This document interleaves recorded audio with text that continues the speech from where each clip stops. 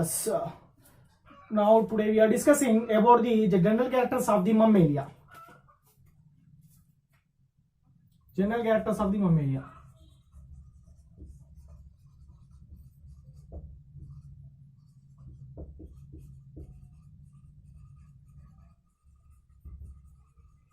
Mammalian. Are you hear me? Yes, everyone. Are you hear me? Yes or no? Yes, everyone. Yes. Now today we are discussing about the general characters of the mammalia. So after the completion of the what is that aves, now today we are discussing about the mammalian general characters. So the mammalians are, what is the mammalia? Which organisms are consistent of the mammary glands? Those individuals are introducing into mammalia. We know that. Clear. So the after what is that? The complete detailed information about the mammalians. First one, the characteristic features of the mammalia is completely difference compared with the remaining all classes. Why? Because the gradually development of the each and every character from the fishes to mammalia. The gradually development of each and every character. Let's see. The fishes are completely aquatic. The mammalians are aquatic and terrestrial and aerial. Three characteristics are there. Yes. And as well as the amphibians are complete. The amphibians are the lacking of lower jaw teeth. The mammalians are containing two pairs of the teeth are there. And compare, these are consistent, the more number of the comparisons are there. We are discussing about the very important characteristic feature, very important characteristic features of the mammalia. Listen carefully. We know that already we are discussing about the habit and habitation. Next one, the body of the organism. The body of the organism. So the body is a streamlined body. Body is a streamlined body. The body is distinguished into 5 regions. How many? 5 regions. The 5 regions are there.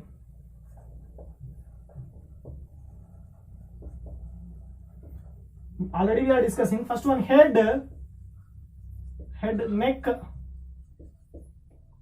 What is that? Thoracic and abdominal.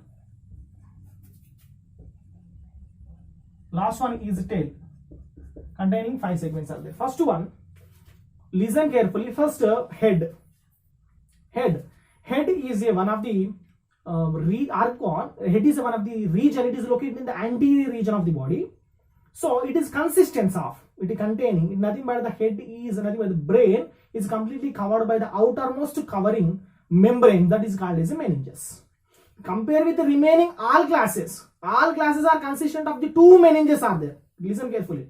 All classes are consistent of the 2 meninges, exception of the mammalia. The mammalians are consistent of the 3 meninges. Nothing but it is a gradually development of their characteristic feature. Yes or no? Yes. It's a gradually development of their characteristic feature of the brain covering membrane. First one is head. The head is completely covered by the cranium. So these are called as a craniata. These are called as the first one is craniata. Why? Because the head is completely covered by the cranium. So it is called as a craniata. Next one. The cranium is completely protected by the brain. Brain is protected by the cranium. So the brain is completely covered by the 3 membranes. Listen carefully. 3 membranes are there. These 3 membranes are known as a meninges. These 3 meninges, what is that? Compare with the remaining all classes containing 2, but the mammalians are consistent of 3. First one, the outside to inside, outer layer to inner layer. So the dura mater, arachnoid matter, and pia mater. Pia mater is inner, arachnoid is a middle, dura mater is a outermost layer. Listen carefully. Clear. So 3 meninges are there.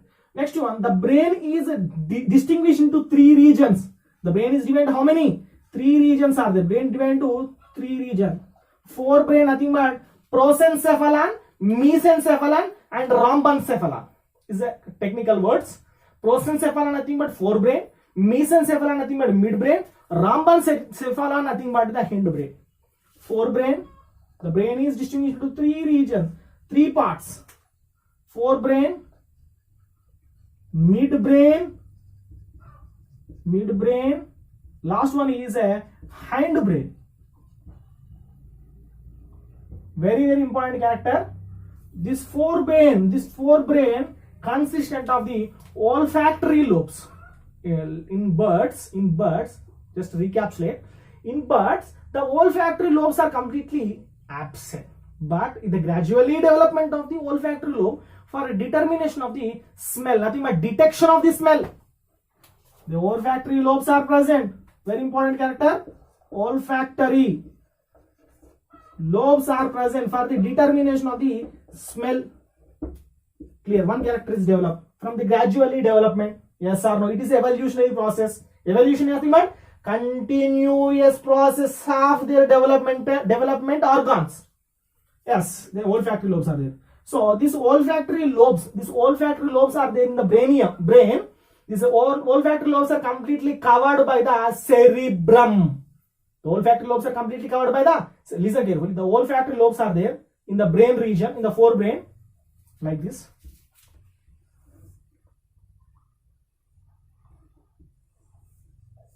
In this forebrain, the olfactory lobes are located in this region. So these olfactory lobes are covered by the cerebrum.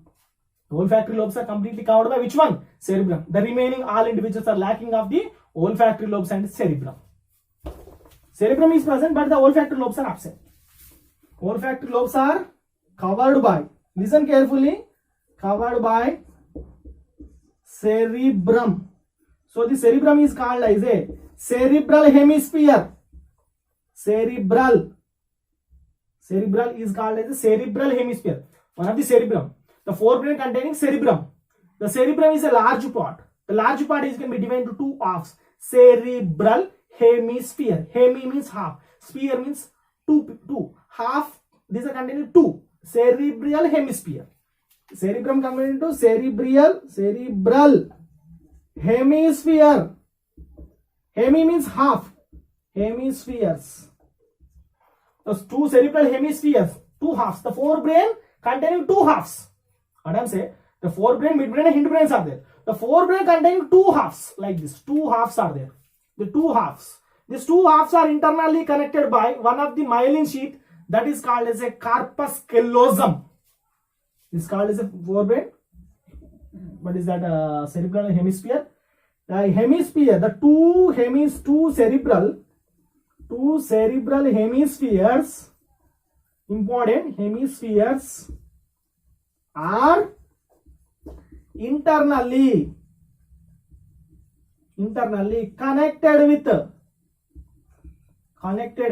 very important, connected with one myelinated sheath. Myelinated sheath is known as corpus callosum.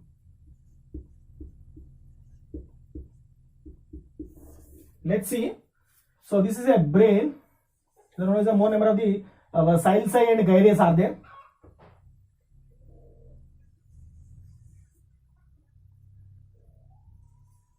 This is known as a cerebral hemisphere.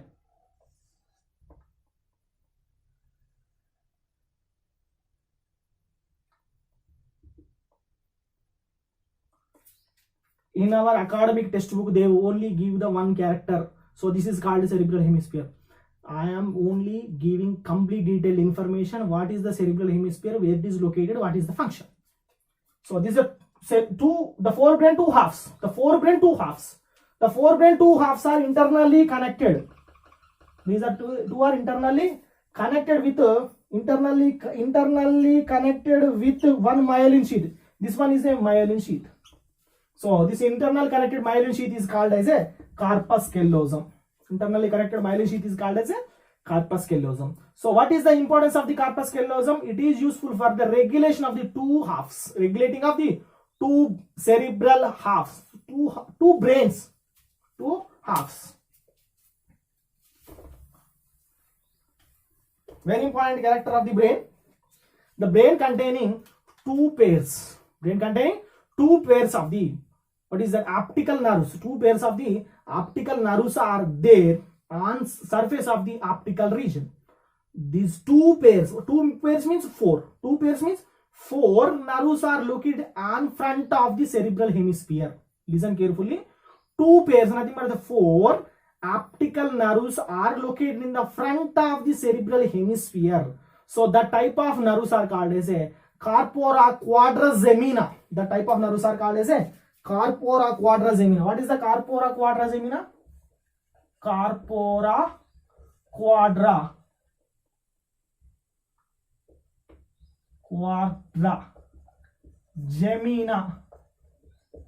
What is the corpora less corpus. Corpora quadra means four. Zemina means corpora zemina means nerves. How many?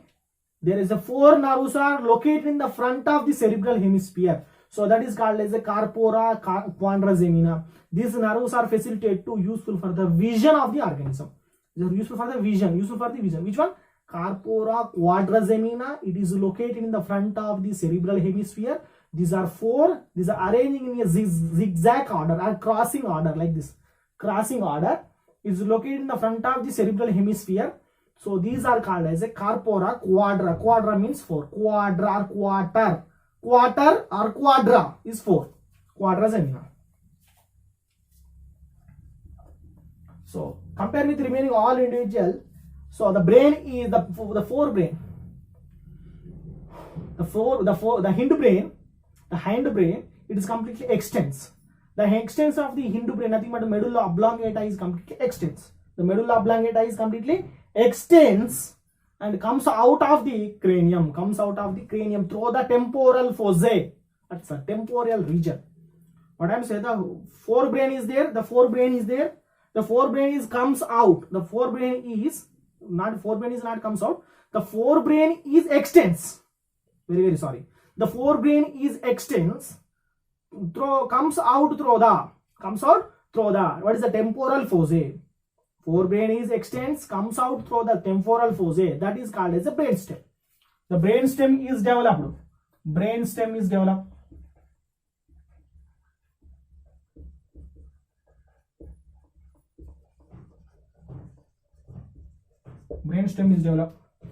Okay. The brainstem too. What is the spinal cord also developed. Clear. Very important character. These containing cranial nothing but brain. Brain containing 12 pairs of the nerves. Brain containing how many? 12 pairs of the nerves. Spinal stem, brainstem arising of the spinal cord. Brainstem arising of the which one? Spinal cord. Listen carefully. Spinal cord. The spinal cord arising 31 pairs of the nerves. Spinal cord arising of the 31 pairs. Brain arising. Brain nothing but cranium. Cranium arising any how many? 12 pairs. 12 pairs of the nerves are arising from the cranium. 12 pairs of the nerves are arising from the brain or cranium. Clear. So in this 10th pair of the nerve is known as a vagus nerve. Vagus nerve. Especially why we are discussing this vagus nerve? Okay, why we are discussing this vagus nerve? But I am say later. What is the vagus nerve? Why? Because this vagus nerve is origin from the cranium and ends into visceral organ. So what is the cranial nerve? The nerves are. So the nerves are origin. Cranial nerves are nothing but the nerves are origin from the cranium and ends into the cranium. That is called cranial nerve. Exception of the 10th nerve. The 10th nerve is origin from the cranium, ends into visceral organ. That is called as a vagus nerve. This question is very important. Vagus nerve is very important. Vagus nerve is one of the mixed nerve. Nothing but it acts like a sensory nerve and motor nerve actions. Sensory nerve actions and motor nerve actions. So it is called as a mixed nerve. So this question comes in NEET level examination. Very important. The vagus nerve is a mixed nerve. It is a origin in brain region and enters into passing into the visceral body parts.